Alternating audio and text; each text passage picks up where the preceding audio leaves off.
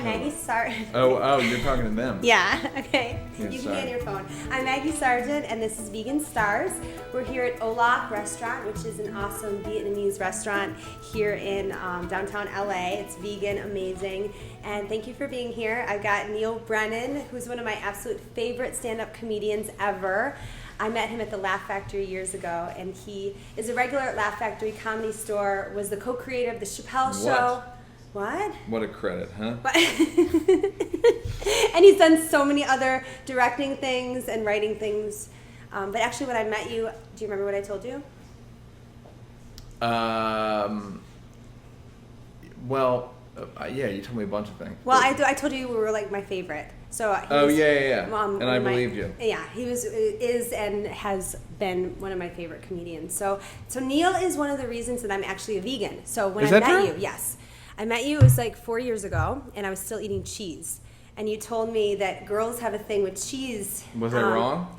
I think. Oh, there's an enzyme. It's in that book, Skinny Bitch. Yeah, that's what you said, and yeah. That like we have a thing like a craving for cheese, mm-hmm. and I said, well, yeah, that's probably true, but I'm gonna beat it because Neal did it, and I believe in not you just kind of being like everybody else. So yeah.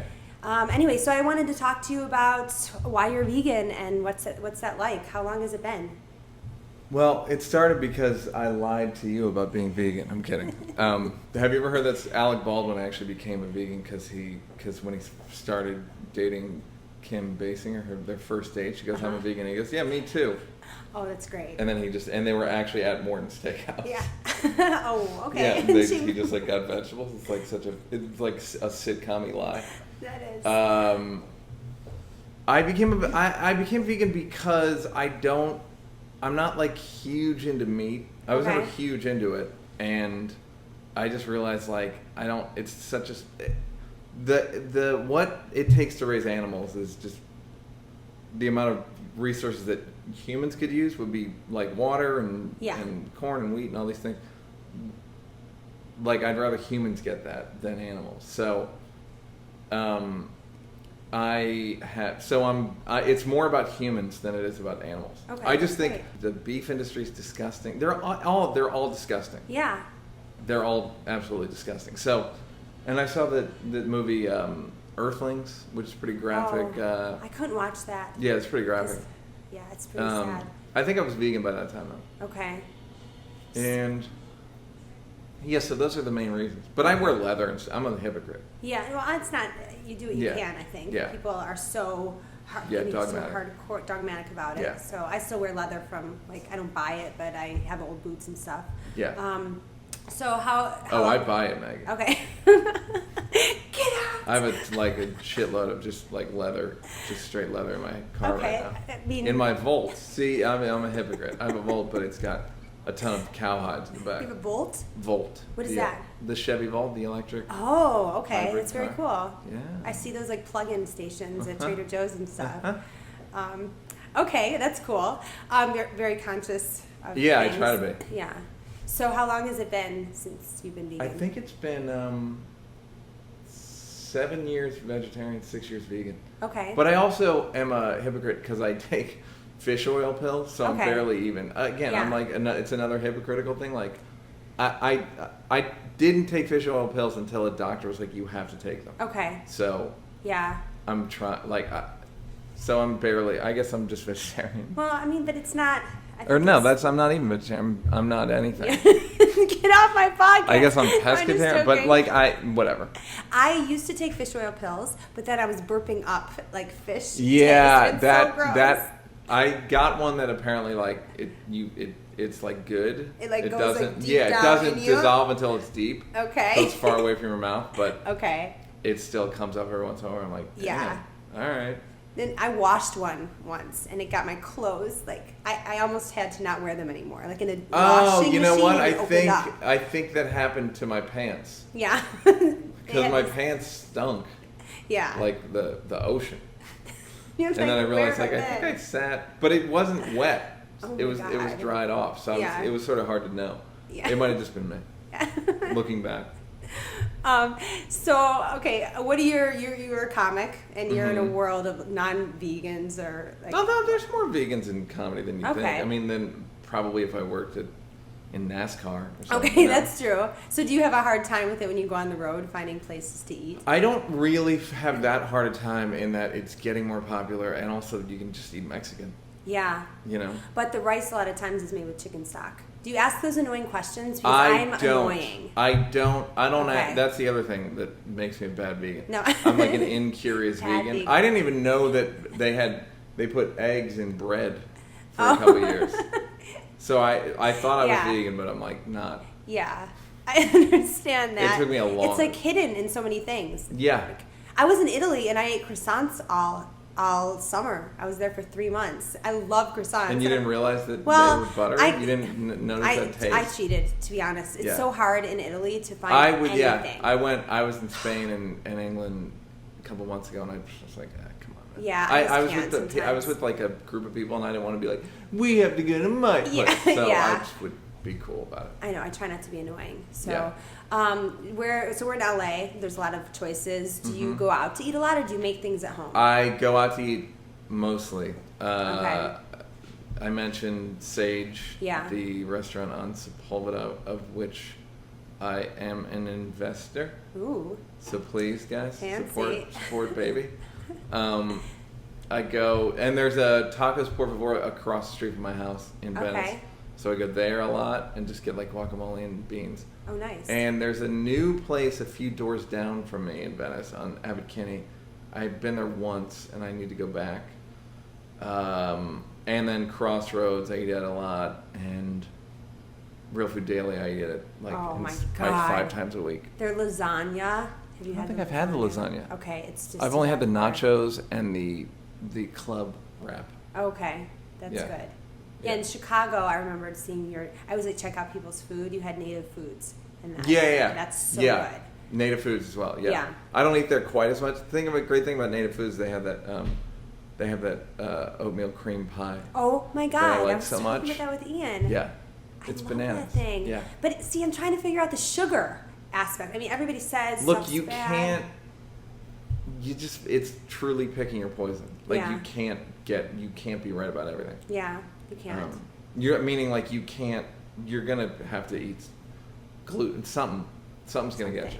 Well, I'm a hypocrite because I like to drink. So you don't really drink. Yeah, but that doesn't mean that's not hurting animals. It's not hurting animals, but I think it's like I want to clear up I want to make the body clean. You know, like a good vessel for health, and then I'm like, I'm getting drunk tonight. Yeah, well, that's all right. You well, know? that little bit of wine's good for you, apparently. I don't drink wine. No, I do drink wine, but I'll get, I like tequila and stuff. Oh. But I worked at Gracias Madre, so they have all organic, local, from, places in Mexico. Yeah. So I try to be conscious of that. Like, being vegan has made me think about the origins of where all of our stuff comes from. Sure. So. Yeah, but don't go ahead and drink. Right? Yeah, okay. You know what I mean? I have a lot of fun that way. Your kids have fun. Yeah, thank you. I just don't. I can't, not afford to. I just don't have. I like being alert. I understand. Yeah. So, well, you have to be. You're writing and you're doing high level stuff. So. I would rather on stage. I don't when people get drunk on stage. I'm like, I couldn't do that. I couldn't. Yeah. I need all of my faculties. 100%. So you feel pretty good? Like, have you noticed a difference from when you went? No, I have not. You've not? That's okay. the disappointing thing is I thought, but I also haven't eaten meat in 7 years, so I have no idea what it used to feel like. Yeah.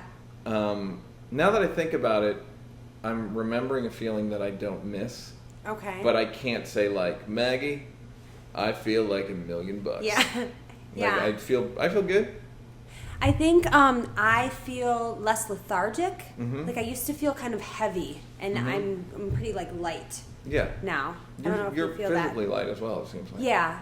When we were talking about that, do you think it's possible for guys that are wanting to bulk up to be able to eat on a? Arian Foster's he's a football player. He's vegan. Okay. And there's a couple of MMA guys that are vegan. Yeah. It's also there have been more studies recently that beans are so good for you. Like if someone beans, said you said? beans, yeah. Beans, okay. BEANS.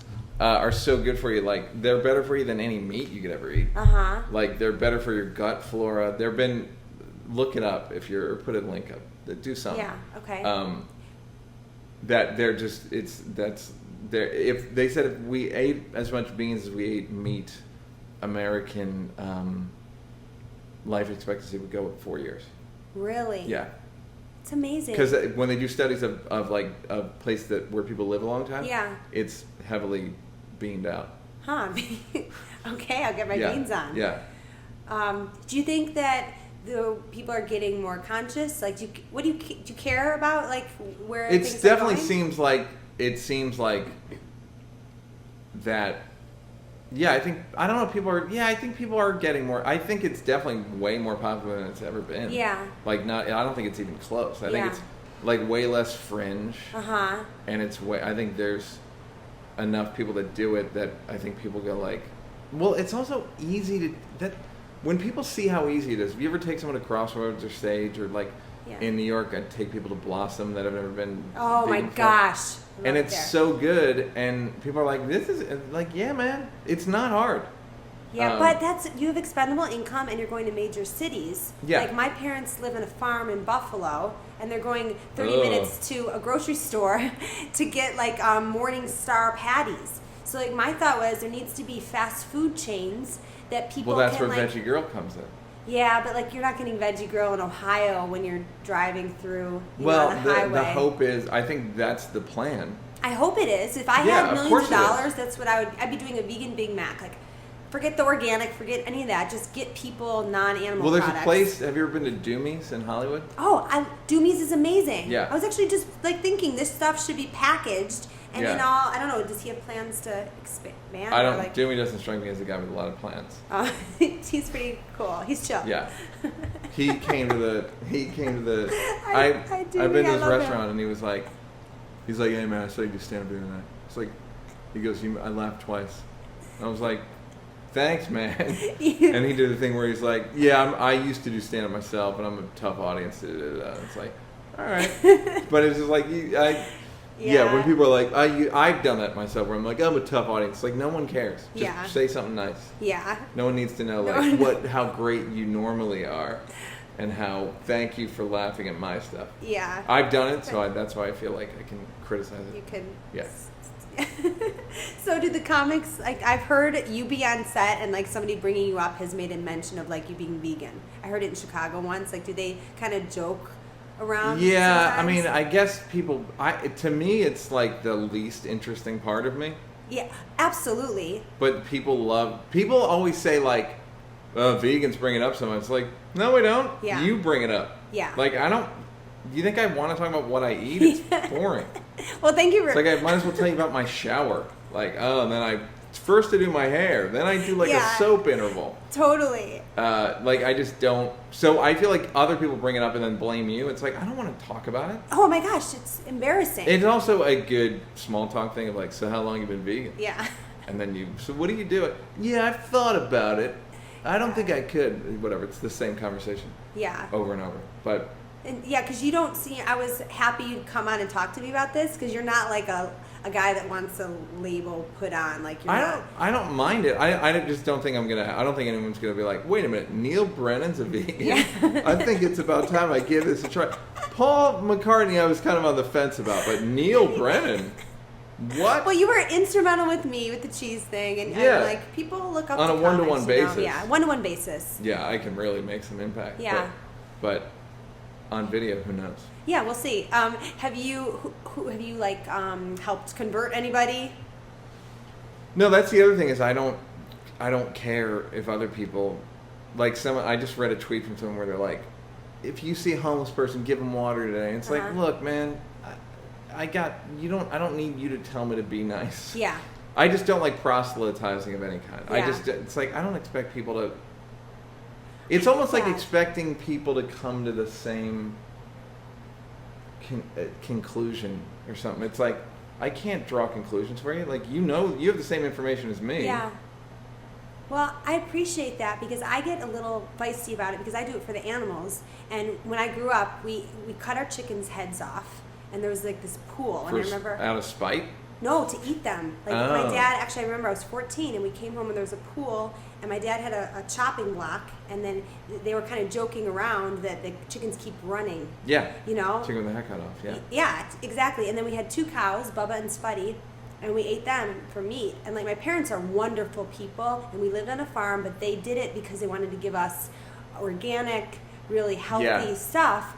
But I ate meat for a long time, but like I remember those I associate with like the chickens that I would call and I'd pet, you know, and Bubba and Spuddy. So like I get very proselytize-y with it, and I wish I could be more like, oh, I don't get. I'll be proselytizing about Jesus Christ. Yeah.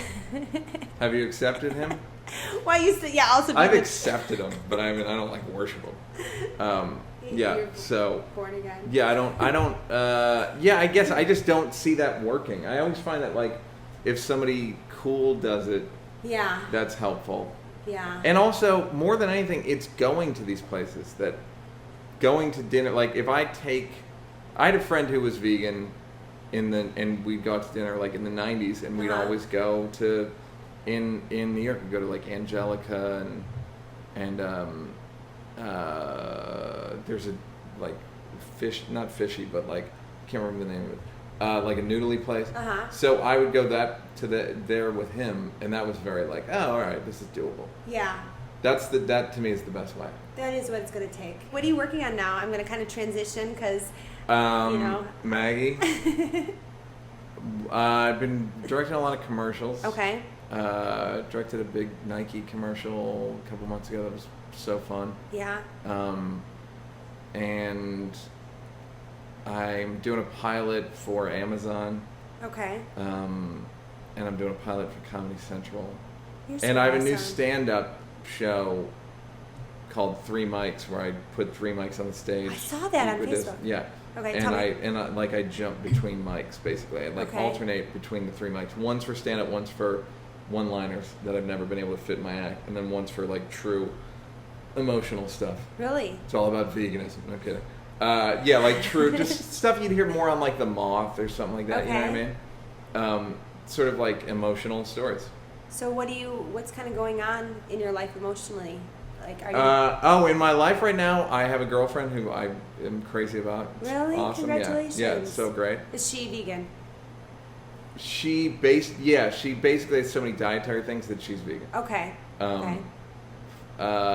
She's a yoga instructor, like, so she's health whatever. Again, that doesn't mean like I didn't go like, yeah, I need a health con. It just so happens. You were like on Tinder, yoga, vegan. And just fighting the fight. Yeah. With all the emotional stuff.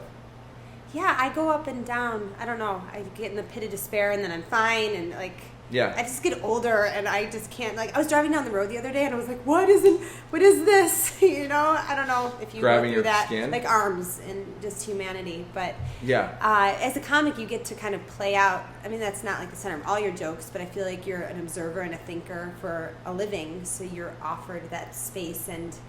Yeah. Time. To consider arms and humanity. Yeah. All the weird, like the absurdity of things. Yeah. It's never ending. That's the thing about it. It's like never. You think, like I write racial stuff, and I'm like, I'm sure they'll stop shooting black dudes at some point. Yeah. They haven't stopped. They won't. I mean, they'll stop eventually. Yeah. But there's stuff like that. It's like, oh no, that's when I'm like, I wonder if that joke will still be relevant. It's always gonna be like. Yeah. Like cops being shitty to minorities will always be with us. Thank God. No, it's awful. It's awful. I just want people to see each other and like understand the struggles that we all have, because it's hard. Like we don't consider that. I don't know. That it's hard being a human being. Yeah. Yeah, it's hard. It's hard. It's like it's not.